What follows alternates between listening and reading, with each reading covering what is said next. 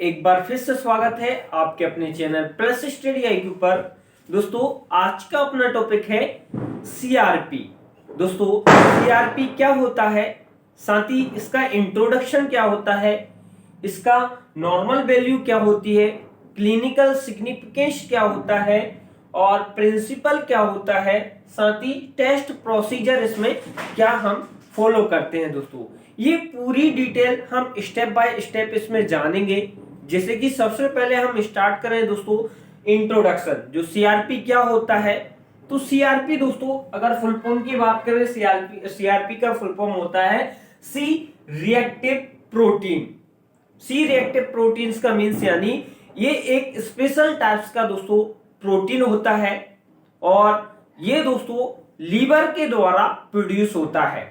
Liver के द्वारा किस कंडीशन में ये प्रोड्यूस होता है, इसको अगर हम देखें तो जैसे ही हमारी बॉडी में दोस्तों इन्फ्लामेशन होता है या फिर वायरल या बैक्टीरियल इन्फेक्शन होता है, उसकी कंडीशन में क्या होती है दोस्तों, हमारी सेल डेड होने लगती हैं और ब्लड में आ जाती हैं वो डेड सेल। तो हमारा एक टिश्यू होता है दोस्तों जिसको हम एडिपोज टिश्यू के नाम से जानते हैं, जो येलो कलर का होता है। वो एडिपोज टिश्यू जैसे ही हमारी बॉडी में इन्फ्लामेशन के बाद या फिर इन्फेक्शन के बाद डेड सेल की मात्रा ब्लड में बढ़ने लगेगी, तो वो सिग्नल हमारा जो एडिपोज टिश्यू होगा वो लीवर को यहाँ पे सिग्नल देगा कि वो सी रिएक्टिव प्रोटीन, जो एक स्पेशल टाइप्स का प्रोटीन होता है दोस्तों, इसका प्रोडक्शन करे। जैसे ही ब्लड में डेड सेल की मात्रा बढ़ेगी तो एडिपोज टिश्यू सिग्नल करेगा किसको दोस्तों, लीवर को, कि वो सी रिएक्टिव प्रोटीन यहाँ पे बनाना स्टार्ट कर दे। तो जैसे ही सिग्नल दोस्तों लीवर को मिलता है कि बॉडी में इन्फ्लामेशन और इन्फेक्शन की कंडीशन के कारण ब्लड में जो डेड सेल है उनकी मात्रा बढ़ रही है, तो उनको रिमूव कराने के लिए हमारा लीवर क्या करता है दोस्तों, सी रिएक्टिव प्रोटीन यानी सीआरपी का यहाँ पे प्रोडक्शन करने लगता है। यही सीआरपी दोस्तों जो हमारे ब्लड में जो सेल डेड हो गई हैं उनसे जैसे अटैच होता है और अटैच होने के बाद उनको ब्लड से रिमूव करने लगता है। तो ये सीआरपी टेस्ट हम क्यों करते हैं, क्योंकि एक बायोमार्कर है दोस्तों, जैसे कि एक मार्कर की तरह यूज होता है कि हमारी बॉडी में कहीं इन्फ्लामेशन चल रहा है या इन्फेक्शन चल रहा है, जिस कारण से ये ब्लड में इन्फ्लुएंस हो गया यानी बढ़ गया। तो ये तो दोस्तों हमारा इंट्रोडक्शन के बारे में बात हो गई कि सीआरपी क्या होता है। एक स्पेशल टाइप्स का दोस्तों प्रोटीन होता है और ये किसके द्वारा बनाया जाता है, तो ये लीवर के द्वारा बनाया जाता है। और ये किस कंडीशन में वर्क करेगा, जैसे ही हमारी ब्लड में जो डेड सेल की मात्रा बढ़ जाती है इन्फ्लामेशन और इन्फेक्शन की कंडीशन में, तो उनको रिमूव करने के लिए हमारा लीवर सीआरपी प्रोड्यूस करता है। वही सीआरपी डेड सेल से बाइंड होके उनको रिमूव करने का काम करता है।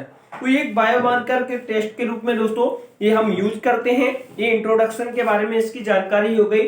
अगर हम इसकी नॉर्मल रेंज को देखें दोस्तों, तो इसकी जो नॉर्मल रेंज होती है 0 से लेके 6 mg पर डेसीलीटर जो लीटर होती है दोस्तों, क्या होती है, लीटर, यानी 0 से 6 मिलीग्राम पर लीटर दोस्तों ये नॉर्मल इसकी रेंज होती है। ये आपको याद रखना है। अगर इससे ये इंक्रीज जाता है तो ये हाई एक्यूट हमारे क्या करेगा दोस्तों, अगर इससे बढ़ जाती है इससे ज्यादा, जो किससे 0 से 6 mg पर डेसीलीटर से ज्यादा बढ़ती है, तो हमारी बॉडी में इन्फ्लामेशन या इन्फेक्शन की कंडीशन ये शो करता है। अब हम देख लेते हैं दोस्तों क्या होता है, ये किस कंडीशन में बढ़ता है। ये तो नॉर्मल रेंज की बात हो गई दोस्तों। तो नॉर्मल रेंज में अब ये किस किस कंडीशन में ये बढ़ सकता है, जैसे कि आप सभी जानते हैं जो निमोनिया होगा, निमोनिया की कंडीशन में हमारा इन्फ्लामेशन होगा लंग्स में और इस कारण से भी ये इंक्रीज हो सकता है। वैसे ही जो टीबी का अगर हमारा बॉडी में इन्फेक्शन होता है तो टीबी के इन्फेक्शन के कंडीशन में भी दोस्तों ये सीआरपी बढ़ सकता है। साथ ही हम पैंक्रियाटाइटिस यानी जो पैंक्रियाज होता है इसमें कोई इन्फेक्शन या इन्फ्लामेशन आता है तो उस कंडीशन को हम क्या कहते हैं, पैंक्रियाटाइटिस के नाम से जानते हैं। उस कंडीशन में भी सीआरपी दोस्तों इंक्रीज हो सकता है।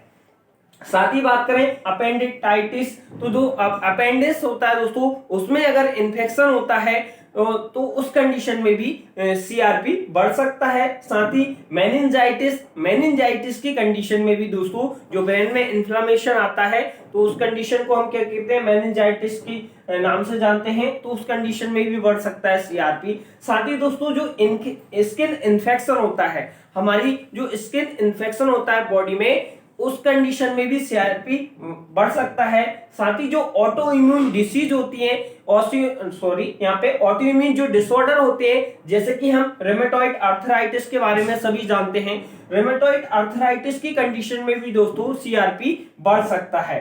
तो सीआरपी के साथ रेमेटॉइड आर्थराइटिस में दोस्तों ईएसआर की मात्रा भी बढ़ेगी। इसमें अगर हम बात करें रेमेटॉइड आर्थराइटिस की, तो रेमेटॉइड आर्थराइटिस में दोस्तों सीआरपी तो बढ़ेगा ही, लेकिन उसके साथ में दोस्तों ईएसआर भी दोस्तों इंक्रीज होगा। ईएसआर भी दोस्तों एक इन्फ्लेमेशन के लिए एक मार्कर के रूप में हम यूज करते हैं। इसके बारे में हम नेक्स्ट लेक्चर में पढ़ लेंगे, लेकिन आज का जो हमारा मेन टॉपिक है सीआरपी। तो सीआरपी क्या होता है, एक सी रिएक्टिव प्रोटीन होता है, एक स्पेशल टाइप का प्रोटीन होता है, लीवर के द्वारा ये बनता है दोस्तों, और ये जो डेड सेल होती है हमारे ब्लड में, उनको रिमूव करने का ये मेन फंक्शन करता है। ये आपको याद रखना है। इन कंडीशन में बढ़ सकता है, जो हमने इम्यून डिसऑर्डर रोमेटॉइड आर्थराइटिस की कंडीशन में, या फिर मायोकार्डियल जो इन्फेक्शन की कंडीशन में भी दोस्तों हमको सीआरपी बढ़ा हुआ दिखाई देता है दोस्तों।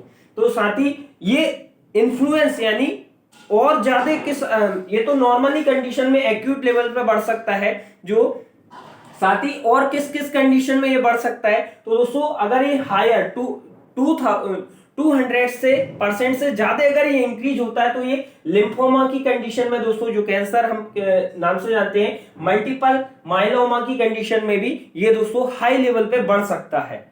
जैसे तो ये तो नॉर्मली रहेगा, बढ़ेगा, लेकिन ये 2000 गुना से भी अगर ज्यादा बढ़ जाएगा सीआरपी की मात्रा, तो वो लिम्फोमा और मल्टीपल माइलोमा के केस में, ये कैंसर के केस में ये बढ़ सकता है। अभी हमारा क्या हो गया दोस्तों, इंट्रोडक्शन के बारे में हमने समझ लिया, नॉर्मल वैल्यू क्या होती है ये जान लिया, साथ ही इसके क्लिनिकल सिग्निफिकेंस क्या होती है तो ये हमने समझ लिया। Pneumonia, TB, pancreatitis, appendix, meningitis, skin infection, autoimmune disorder, lupus, myocardial infection, इन कंडीशन में ये बढ़ सकता है। तो हमारा ये 3 टॉपिक क्लियर हो गया। अब हम प्रिंसिपल के बारे में हम समझेंगे। अभी ये प्रिंसिपल दोस्तों बहुत इंपॉर्टेंट होता है, जैसे कि सीआरपी का प्रिंसिपल क्या होता है दोस्तों, कैसे वर्क करता है, टेस्ट में हम इसको कैसे डिटरमाइन करते हैं, ये पूरी डिटेल को हम देखेंगे प्रिंसिपल में।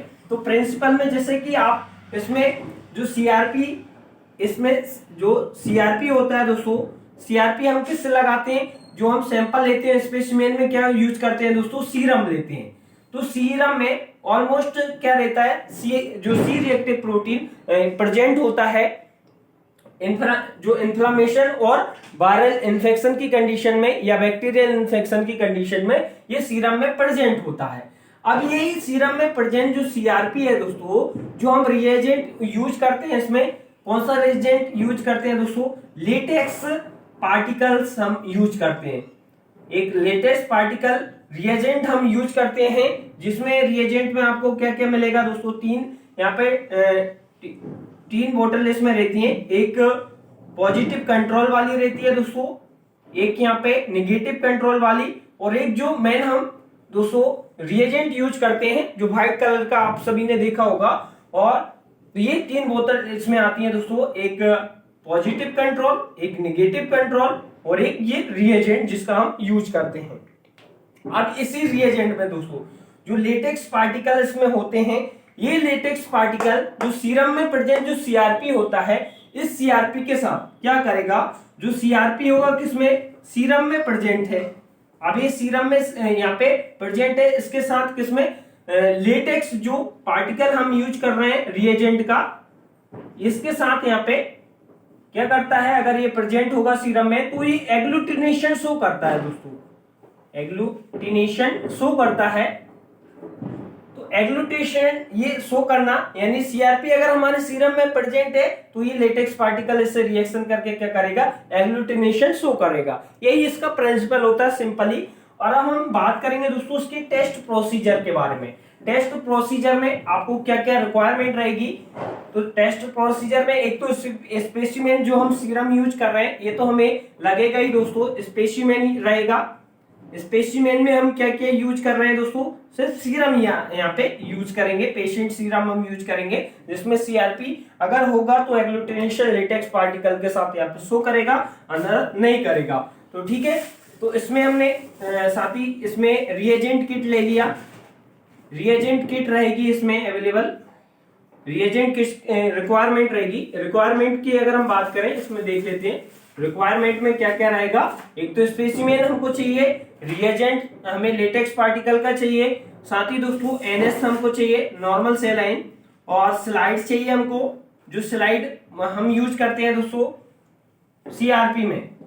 इसी तरह आपने ब्लैक कलर में दोस्तों देखी होगी स्लाइड, जिसमें पॉजिटिव कंट्रोल, नेगेटिव कंट्रोल और टेस्ट हम प्रोसीजर फॉलो करते हैं। तो ये हम 3 जगह इस तरह रहेंगे, उसमें 3 खाने बने रहेंगे, पहले से अवेलेबल रहेंगे।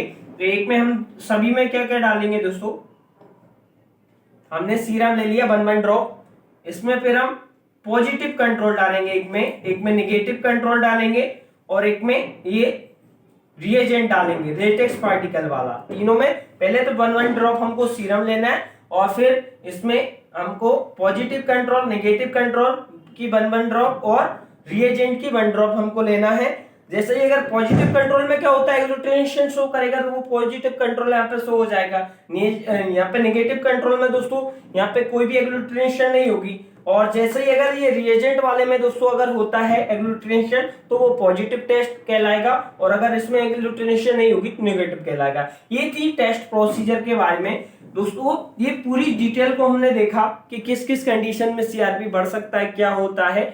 तो ये बहुत इंपॉर्टेंट टॉपिक था, जो सभी हमारे पास कमेंट आ रहे थे इस सीआरपी के बारे में। आप जरूर एक लेक्चर यहाँ पे प्रोवाइड कराएं, एक सिंपल वे में हमने समझाने की कोशिश करी दोस्तों। साथ ही अगर आपको लेक्चर अच्छा लगा तो अधिक से अधिक शेयर करने की कोशिश करें, साथ ही वीडियो को लाइक करने की कोशिश करें, और चैनल पर नए हैं तो दोस्तों चैनल को सब्सक्राइब जरूर करें। आज के लिए इतना ही, मिलते हैं नेक्स्ट एडिशन में। Thank you so much.